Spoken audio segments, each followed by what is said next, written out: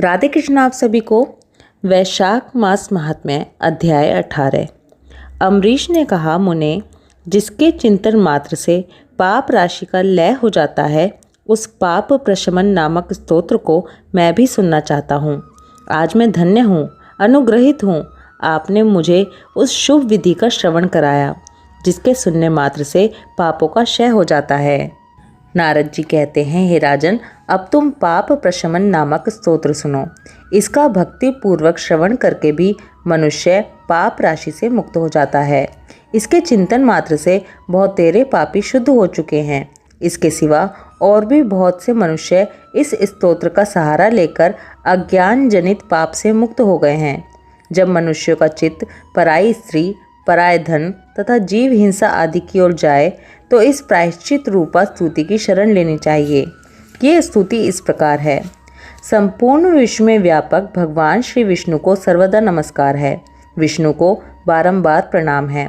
मैं अपने चित्त में विराजमान विष्णु को नमस्कार करता हूँ। अपने अहंकार में व्याप्त श्री हरि को मस्तक झुकाता हूँ। श्री विष्णु चित्त में विराजमान ईश्वर, मन और इंद्रियों के शासक, अव्यक्त, अनंत, अपराजित, सबके द्वारा स्तवन करने योग्य तथा आदि अंत से रहित हैं। ऐसे श्री हरि को मैं नित्य और निरंतर प्रणाम करता हूँ। जो विष्णु मेरे चित्त में विराजमान है, जो विष्णु मेरी बुद्धि में स्थित है, जो विष्णु मेरे अहंकार में व्याप्त हैं तथा जो विष्णु सदा मेरे स्वरूप में स्थित हैं, वे ही कर्ता होकर सब कुछ करते हैं। उन श्री विष्णु भगवान का चिंतन करने पर चराचर प्राणियों का सारा पाप नष्ट हो जाता है। जो ध्यान करने और स्वप्न में दिख जाने पर भी पापियों के पाप हर लेते हैं तथा चरणों में पड़े हुए शरणागत भक्त जिन्हें अत्यंत प्रिय हैं, उन वामन रूपधारी भगवान श्री विष्णु को नमस्कार करता हूँ, जो अजन्मा, अक्षर और अविनाशी हैं तथा इस अवलंब शून्य संसार में हाथ का सहारा देने वाले हैं। स्तोत्रों द्वारा जिनकी स्तुति की जाती है, उन सनातन श्री विष्णु को मैं प्रणाम करता हूँ। हे सर्वेश्वर, हे ईश्वर, हे व्यापक परमात्मन, हे अदोषज, हे इंद्रियों का शासन करने वाले अंतर्यामी ऋषिकेश, आपको बारंबार नमस्कार है। हे नरसिंह, हे अनंत, हे गोविंद, हे भूत भावन, हे केशव, हे जनार्दन, मेरे दुर्वचन, दुष्कर्म और दुष्चिंतन को शीघ्र नष्ट कीजिए। महाबाहो, मेरी प्रार्थना सुनिए। अपने चित्त के वश में होकर मैंने जो कुछ बुरा चिंतन किया हो, उसको शांत कर दीजिए। ब्राह्मणों का हित साधन करने वाले देवता गोविंद, परमार्थ में तत्पर रहने वाले जगन्नाथ, जगत को धारण करने वाले अच्युत, मेरे पापों का नाश कीजिए। मैंने पूर्वाह्न, सायाह्न, मध्याह्न तथा रात्रि के समय शरीर, मन और वाणी के द्वारा जानकर या अनजाने में जो कुछ पाप किया हो, वह सब ऋषिकेश, पुंडरीकाक्ष और माधव, इन 3 नामों के उच्चारण से नष्ट हो जाए। हे ऋषिकेश, आपके नाम उच्चारण से मेरा शारीरिक पाप नष्ट हो जाए। हे पुंडरीकाक्ष, आपके स्मरण से मेरा मानस पाप शांत हो जाए तथा माधव, आपके नाम कीर्तन से मेरे वाचिक पाप का नाश हो जाए।